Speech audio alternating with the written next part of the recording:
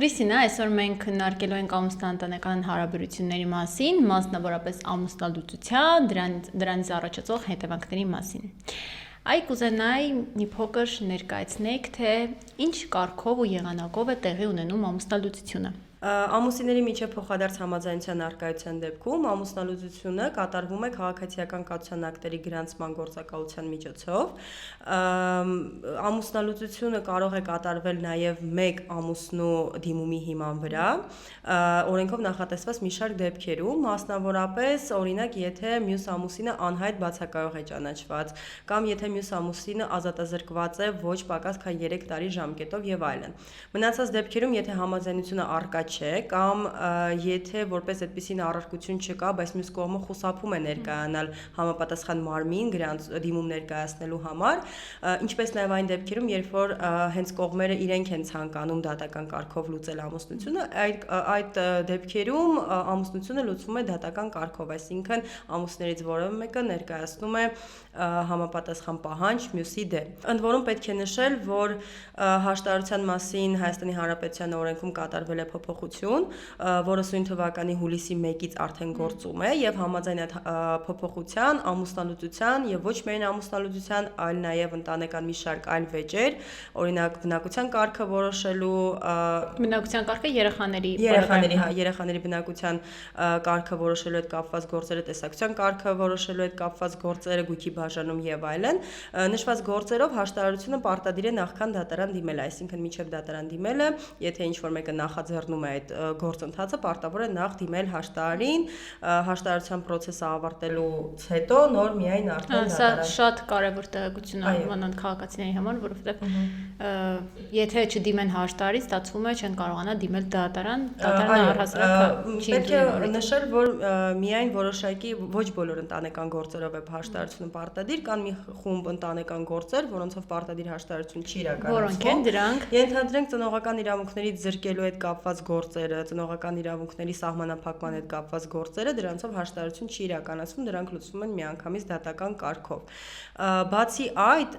անգամ նշված դեպքերում, այսինքն օրենքով նշված այն գործերը, որոնք որ պարտադիր հաշտարարության են ենթակա, կողմը կարող է չանցնել այդ պարտադիր հաշտարարությունը, եթե առկա են մի շարք պայմաններ, օրինակ, եթե էլի ինչպես նշվեց ամուսնալուծության դեպքում, երբ որ մի կողմը կարող է դիմում ներկայացնել, այս դեպքում նույն տրամաբանությունն է հիմքում ընկած, եթե ենթադրենք մյուս ամուսինը անհայտ բացակայող է ճանաչված, կամ եթե ազատազրկման ձևով պատիժ է կրում, ապա հնարավոր է միանգամից առանց պարտադիր հաշտարարության միանգամից մյուս կողմը դիմի դատարան։ Կամ եթե օրինակ հանցագործություն է իրականացվել մյուս ամուսնու նկատմամբ, այդ դեպքում նույնպես հնարավոր է միանգամից առանց հաշտարարության դիմելը։ Դեպքով կներես, առաջին դեպքով, որ օրինակ անհայտ բացակայող է, ասենք կարող են ոչ թե դատարան էլ դիմել, այլ գործակալություն դիմեն ամուսնալուծության դիմում ներկայացնելով։ Այո, կարող են դիմում ներկայացնել նաև երկու տարբերակ կա։ Այո։ Շատ լավ, իսկ եթե լինում է ամուսնալուծությունը, թե դատարանի վճռով, թե արդեն գործակալությունը դա հաստատում է, եւ արդեն այստեղ առաջ է գալիս ամուսինների համատեղ կյանքի ընթացքում ձեռք բերված գույքի մասով, Կուզենայի քննարկենք այս մասով, թե օրինակ որ գույքն է համարվում ամուսինների համատեղ գույք, որը չի համարվում եւ ինչպես է այդ գույքի ճակատագիրը որոշվում։ Համատեղ գույքը, ամուսինների համատեղ գույք է համարվում այն գույքը, որը որ ձեռք է բերվել ցանկացած ամուսնու կողմից ամուսնության ընթացքում։ Կապ չունի թե ում միջոցներով է դա ձեռք բերվել, ում կողմից է դա ձեռք բերվել, եթե ամուսնության ընթացքում է ձեռք բերվել, համարվում է համատեղ գույք։ Ամուսիններին պատկանում են միայն իրենց սեփականության իրավունքով պատկանում է այն գույքը, որը ձեռք է բերել ամուսինը միջև ամուսնանալը, այսինքն միջև համապատասխան գրանցում կատարել, այսինքն ամուսնանալ ասելով պետք է հասկանալ, որ նկատի ունենք գրանցված ամուսնությունը, եթե այդպիսի գրանցում է կատարվել համապատասխան մարմնում։ Բացի այդ, օրինակ նվիրատվությամբ ստացված գույքը կամ ժառանգությամբ ձեռք բերված գույքը, անկախ նրանից դա ձեռք է բերվել միջև ամուսնությունը, թե ամուսնությունից հետո, դա միևնույնն է համարվում է միայն տվյալ անձի սեփականությունը։ Օրենքը նախատեսում է նաև եւս մեկ դեպք, օրինակ անձնական օգտագործման իրերը, բացառությամբ պերճանքի առարկաների, շատ թանկարժեք իրերի, դրանք նույնպես, անկախ նրանից թե ում կողմից է ձեռք բերվել, երբ է ձեռք բերվել, դրանք նույնպես համարվում են միայն տվյալ անձի սեփականությունը։ Հեռախոս կամ համակարգիչ, ինչ որ անձնական իրերը, դրանք պատկանում են միայն այն անձին, ով օգտագործում է դա։ Իսկ արդեն որ ամուսնալուծությունն է լինում, տեղի ունենում, ինչպես է որոշվում գույքի բաժանումը, դա կիսվում է, ո՞նց է այդ կարգը։ Ամուսնալուծության դեպքում գույքը շարունակվում է համարվել համատեղ, այսինքն ամուսնալուծությունով դեռևս չի լուծվում գույքի հարցը։ Ամուսնալուծությունից հետո նաև պետք է անհրաժեշտություն է առաջանում, եթե համաձայնություն չկա ամուսինների միջև գույքի բաժանման հետ կապված, արդեն անհրաժեշտություն է առաջանում այդ գույքը բաժանելու։ Օրենսդիրը մի քանի հնարավորություն է տալիս ամուսիններին ամուսնալուծվելուց հետո իրենց գույքը կիսելու։ Նախ, ինչպես արդեն նշեցինք, եթե համաձայնությունը առկա է,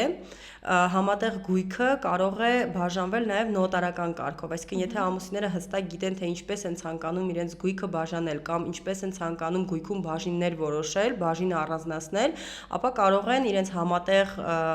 սեփականությունից բաժիններ առանձնացնել կամ համատեղ սեփականությունում բաժիններ որոշել եւ կիսել գույքը։ Դա կատարվում է նոտարական կարգով, բայց եթե ամուսինները համաձայնություն ունեն իրար միջև։ Իսկ այդ համաձայնությունը պետք է լինի մինչև ամուսնալուծությունը, թե ամուսնալուծությունից հետո է արդեն։ Համաձայնությունը պետք է գույքը կիսելիս, այսինքն երբ որ արդեն գույքը կիսելու հարց է առաջանում, ամուսինները կարող են որոշել, ենթադրենք երկու բնակարան կա, երկուսն էլ համատեղ սեփականության իրավունքով պատկանում են ամուսիններին, կարող են այդ երկու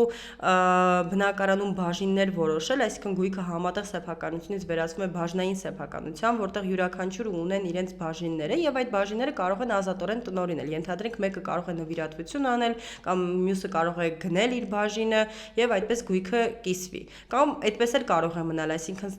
դա կարող է շարունակել ընդհանուր սեփականություն համարվել, այսինքն կա բնակարան, որի սեփականատերը երկու հոգի են, բայց բաժինները արդեն որոշված են։ Այդ դեպքում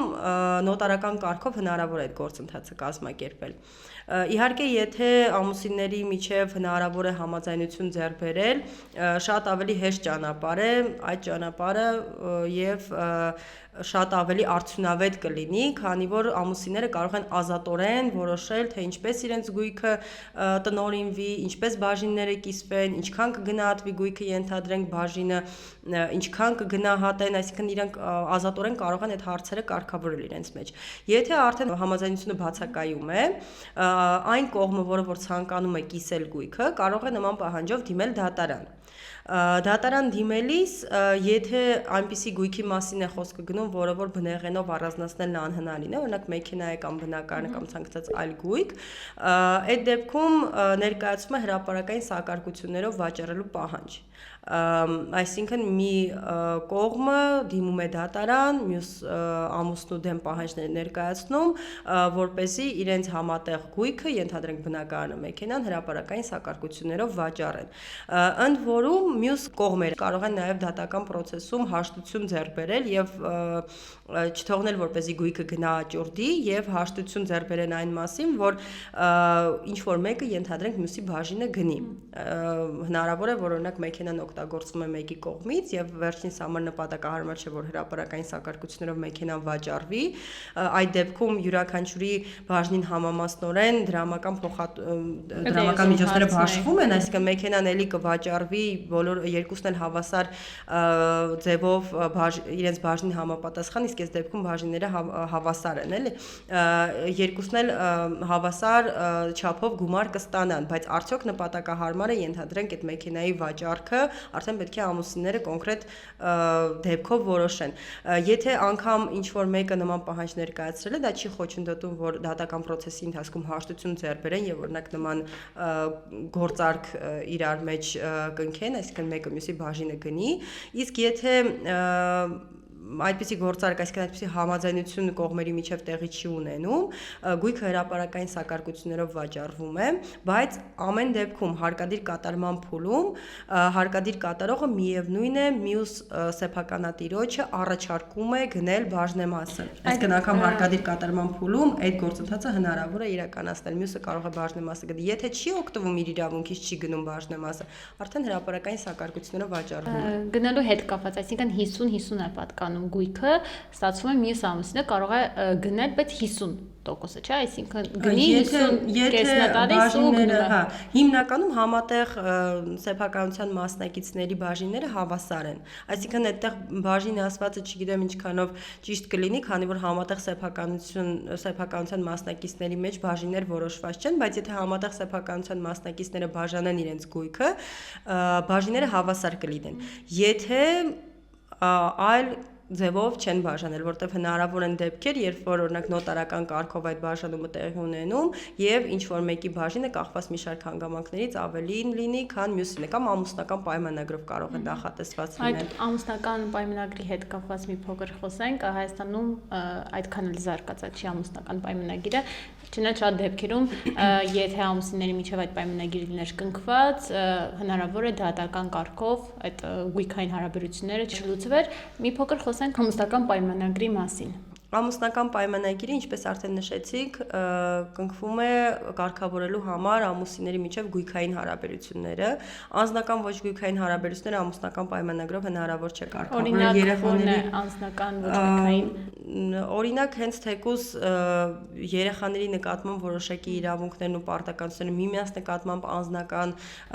իրավունքներ եւ պարտականություններ կենցաղային, այո, իսկ մը լավ կլիներ, եթե կենցաղային հարաբերություններն էլ կարգավորվեն։ Դե քանի որ սա քաղաքացիական պայմանագրի տեսակ է, քաղաքացիական պայմանագրով, ինչպես գիտենք, անձնական հարաբերություններ չեն կարգավորվում, միայն գույքային հարաբերություններ են կարգավորվում, այսինքն անձնական բնույթի հարաբերությունները այս պայմանագրով չի կարգավորվելու եւ պետք է նշել, որ այս պայմանագրով, ամուսնական պայմանագրով նաեւ երեխաների նկատմամբ իրավունքներն ու պարտականությունների հարցը նույնպես չի կարգավորվում, դա այդ պայմանագրի կարգավորման դաշտից դուրս է։ Նաեւ ամուսնական պայմանագրով չի կարող ամուսիններից մեկի համար էականորեն վատթարացնող պայման նախատեսվել, չի կարող օրինակ ինչպիսին օրինակ ինչ պայմանի մասին կարող է խոսք գնալ, ենթադրենք պատկանում է միայն կնոջը։ Այ հենց այդպիսի պայման կարող է նախատեսվել, օրինակ գույքային հարաբերությունները կարգավորելիս ամուսնական պայմանագրով կարող է համատեղ սեփականության շրջանակը լրիվ փոփոխվել, կամ որոշվի, որ ամուսնության լուծումից հետո այդ պահին առկա կամ հետագայում ձեռք բերվելիք գույքը ինչպես է կիսվելու, այդպիսի պայմաններ կարող են նախատեսվել, բայց օրինակ չի կարող նախատեսվել այնպիսի պայման, համաձայն որի ամուսինը վեճ ունենալու դեպքում չի կարող դիմել դատարան։ Դա ցանկացած իրավունակությունը, գործունակությունը սահմանափակող ցանկացած պայման, այո, անվավեր է, ի սկզբանե որևէ ուժ չունի, այսինքն այնպիսի պայման չի կարող նախատեսվել։ Կամ օրինակ ամուսնության ընթացքում ամուսինը չի կարող ապրել այդ տանը։ Բնակության իրավունք։ Բնակության իրավունք։ Բայց իր տունն է,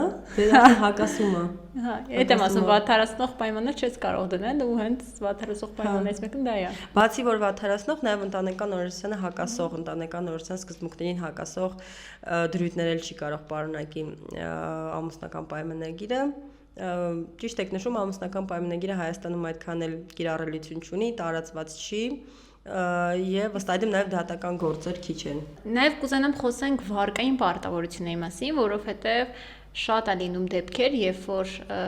ամուսիններից մեկը ամուսնության ընթացքում վարկ է վերցնում, հետո ամուսնալուծությունից հետո հարցնում են արդյոք կինը կամ ամուսինը ունի վարկային պարտավորություններ իր ամուսնու կողմից վերցրած վարկերի նկատմամբ։ Այս մասով մի փոքր կուզենայի դուք ավելի մանրամասն ներկայացնեք, որովհետև ինձ թվում է բոլորին ամենաշատը հենց սա է հետաքրքրում։ Դե նախ պետք է նշել, որ յուրաքանչյուր անձ պատասխանություն է կրում միայն իր պարտավորությունների շրջանակներում, իր պարտավորությունների համար եւ միայն իրեն պատկանող գույքի շրջանակներում։ Այսինքն ամուսիններից յուրաքանչյուրի կողմից ստանձնած վարկային պարտավորությունների համար պատասխանատու է միայն ինքը։ Եվ պատասխանատու է վերջինս միայն իր գույքով։ Ուղղակի այստեղ մի կարևոր բան պետք է նշել, որ քանի որ ամուսիններ ունեն նաև համատեղ գույք, բռնագանձում կարող է վարկային պարտավորությունների կամ ցանկացած այլ պարտավորությունների համար տարածվել նաև համատեղ գույքի նկատմամբ, բայց ինչու՞ն է կայանում էությունը, այսինքն ոչ թե մեկ անձի պարտավորության համար բռնագանձում է կատարվում մեկ այլ անձի գույքի նկատմամբ, այլ բռնագանձումը տարածվում է ընդհանուր սեփականության մեջ կոնկրետ պարտապան հանդիսացող ամուսնու բաժնի նկատմամբ։ Այսինքն դա պետք է չշփոթել, եթե ձեր տունը ենթադրենք ամուսնու վարկային պարտավորությունների համար դրել են արդեն աճուրդի, գրավադրման մասին չի խոսքը, չէ, եթե ուղղակի ունեք ենթադրենք համատեղ սեփականության իրավունքով պատկանող բնակարան եւ ամուսինը ունի վարկային պարտավորություն, վարկային պարտավորության համար, եթե այդ բնակարանը հետագայում հանվի աճուրդի, բռնագանձում տարածվելու է աճուրդով ստացված գումարի մի մասի նկատմամբ, այսինքն միայն ամուսնու բաժնի նկատմամբ, մնացած մասը վերադարձվելու է կնոջը, քանի որ այստեղ արդեն գործ ունենք ոչ միայն ընտանեկան հարաբերությունների հետ, այստեղ ավելի շատ գործ ունենք պայմանագրային հարաբերությունների մեջ եւ պետք է առաջնորդվել վարկային պայմանագրով, ում միջև են հարաբերությունները առաջանում վարկառուի եւ վարկատուի, տվյալ դեպքում վարկառուն հանդես է գալիս կոնկրետ մեկ անձ, իսկ վարկատուն հանդես է գալիս վարկային կազմակերպությունը կամ բանկը եւ բանկը չի կարող այդ պայմանագրում չներառված պայմանագրի կողմ չհանդիսացող որևէ այլ անձի նկատմամբ այդ պայմանագրի շրջանակներում ինչ որ պահանջ ներկայացնել։ Այսինքն պարտականություններ դնել այն անձի նկատմամբ, որ կողմ չի հանդիսանում, այսինքն այդ հարաբերությունները ելնում են կոնկրետ այդ պայմանագրից, վարկային պայմանագրից, քանի որ վարկային պայմանագրով պարտավորություն է ստանձնել բանկի նկատմամբ կոնկրետ մեկ ամուսինը, մյուս ամուսնուց կամ մյուս ամուսնու գույքից դրամական որևէ բավարարում չի կարող ստանալ բանկը այդ դեպքում։ Շատ կարևոր ինֆորմացիա էր, որովհետև մեծամասնությունը գիտի թե եթե ամուսինը վերցրել է վարկ, շատ դեպքերում դա կնոջ կամ հակառակը ամուսնու վրա է դա տարածվում ու ընկնում են, այսպես ասած, ինչ-որ վատ իրավիճակի մեջ։ Իրականում մտահոգվելու կարիք կա այն դեպքում, երբ որ ունեն համատեղ գույք, որտեղ այդ գույքը արդեն ռիսկի տակ է, բայց այստեղ նույնպես մյուս անձը գնման նախապատվության իրավունք ունի, եթե գործը հասնի արդեն աճուրդի։ Այսինքն միջև աճուրդի, եթե գրավի առարկա չէ գույքը, գրավի առարկայի դեպքում նախապատվության իրավունքը արդեն չի գործում, գրավի առարկան կարող է իրացվել առանց անգամ դատարան դիմելու բանկի կողմից միանգամից, բայց եթե ուղղակի ընդհանուր համատեղ սեփականություն է եւ այդ սեփականությունը հնարավոր է օրինակ արդեն բանկը պահանջով դիմել է դատարան կամ չգիտեմ այլ մարմին եւ հնարավոր է որ այդ գույքը արդեն վաճառվի հրապարակային սակարկությունների ձևով, մյուս անձը հնարավորություն ունի իր բաժինը, մյուս անձի պարտապան ամուսնու բաժինը գնելու միջոցով պահպանել գույքը։ Ու այդ դեպքում բնակարանը պատկանելու է արդեն ամբողջությամբ այն անձին, ով որ գնել է։ Այսինքն իր բաժինը կար, գնես նաև ամուսնու բաժինը, արդեն դա համատեղ գույք չէ։ Դու ներկայացրիր գնման նախապատվության իրավունքի մասին, կուզենամ մի փոքր ներկայացնես, թե ինչ է դա իրենից ներկայացնում։ Համատեղ սեփականություն հանդիսացող գույքը հրապարակային սակարկություններով վաճառվելու դեպքում, այսինքն միջև հրապարակային սակարկություններով վաճառվելը, օրենսդիրը հնարավորություն է նախատեսել, որ մյուս համասեփականատերը հնարավորություն ունի գույքը ձեռք բերելու, այսինքն մյուսի բաժինը ձեռք բերելու։ Գնման նախապատվության իրավունքի դրսևորումը մասնավորապես այն դեպքը, երբ որ էլի բանկի օրինակով կարող ենք ասել, պարտատեր հանդիսացող բանկը դիմել է դատարան, որպեսզի ամուսնու պարտավորությունների համար գույքը հրապարակային սակարկություններով վաճառի եւ դրամական հատուցում ստանա, եթե օրինակ դատարանը տվել է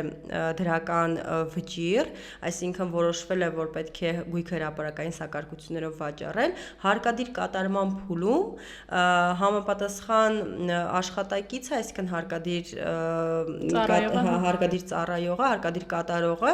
առաջարկում է մյուս սեփականատիրոջը կամ եթե մի քանի սեփականատեր են, իրականում մի քիչ հասա ոչ միայն ընտանեկան, այլ առհասարակ ընդհանուր սեփականությանն է վերաբերվում, կարող է ոչ միայն համատեղ սեփականության դեպքում այս կանոնը գործել, այլ նաև առհասարակ ընդհանուր բաժնային սեփականության դեպքում էլ, երբ որ մի քանի սեփականատերեր են, եթե մեկ սեփականատիրոջ պարտքի համար ընդհանուր գույքը դրված է աճուրդի, ապա մյուս սեփականատերերը, ընդ որում նրանցից յուրաքանչյուրը գնման նախապատվության իրավունք ունեն, նրանցից յուրաքանչյուրին առաջարկվում է գնել բաժինը ամբողջ գույքը պահպանելու նպատակով, եթե իրենք իրենց իրավունքից չեն օգտվում, դրանից հետո միայն արդեն գույքը հրապարակային սակարկություններով վաճառվում է։ Այսինքն ամեն ինչ արվում է նրա համար, որպեսզի անձի սեփականության իրավունքը չկորցնի, գույքը չկորցնի։ Քրիստինա, վարկային պարտավորությունների մասին խոսեցինք, կարելի է նաև խոսել ավանդների մասին, թե ոնց է բաժանվում ավանդները ամուսինների միջև։ Քանի որ քաղաքացիական օրենսդրությունը սահմանում է, որ գույքը իր մեջ ներառում է նաև դրամական միջոցները, ապա այս դեպքում դրամական միջոցները, տվյալ դեպքում ավանդը, նույնպես համարվում են գույք, եւ եթե ամուսիններից որևէ մեկի անունով առկա է ավանդային հաշիվ եւ այդ հաշվի վրա առկա են միջոցներ, ապա այդ միջոցները նույնպես համարվում են ընդհանուր համատեղ սեփականություն, իհարկե եթե դա ամուսնությունից հետո է։ Այդ դեպքում բաժանվելիս դրամական միջոցները նույնպես հավասարապես պետք է բաժվեն ամուսինների միջև։ Ընդ որում խոսքը ոչ միայն ավանդերին է վերաբերվում, այլև ցանկացած դրամական միջոցների, անկախ նրանից թե ում կողմից են ձեռք բերվել այդ դրամական միջոցները, դրանք նույնպես որպես գույք, որպես համատեղ գույք ենթակա են հետագայում բաժանման, սակայն այստեղ մի հատ առանձնահատկություն կա, որ եթե ինչ-որ կողմը նման գործընթաց է նախաձեռնում, այսինքն պահանջ է ներկայացնում դրամական միջոցները բաժանելու վերաբերյալ, ապա նաև դատարանում պետք է ապացուցի դրամական միջոցների փաստացի գոյությունը։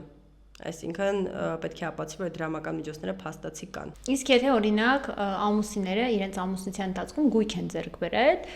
ու նաև գույքը վաճառել են, ունեցել են դրանից ստացել են դրամական միջոցներ։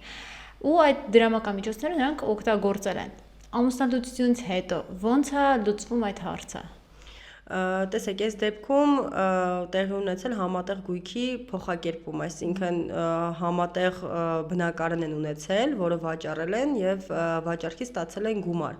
Այդ գումարը նույնպես համարվում է համատեղ գույք։ Եվ եթե այդ գումարը առկա լինի, ապա մյուս կողմը կարող է պահանջել, որպեսզի այդ գումարը բաշխի։ Եթե չկա, ապա ռիսկը կրում է այն անձը, ով այդ պահանջը ներկայացնում է։ Այն անձը, որ պահանջ է ներկայացրել դրամական միջոցները բաժանելու վերաբերյալ,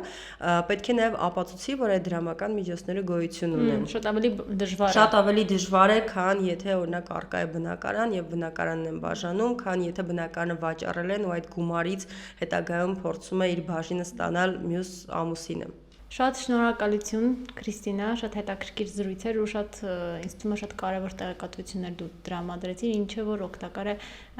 այն մարդկանց համար, ովքեր որ գտնվում են հենց այս փուլում։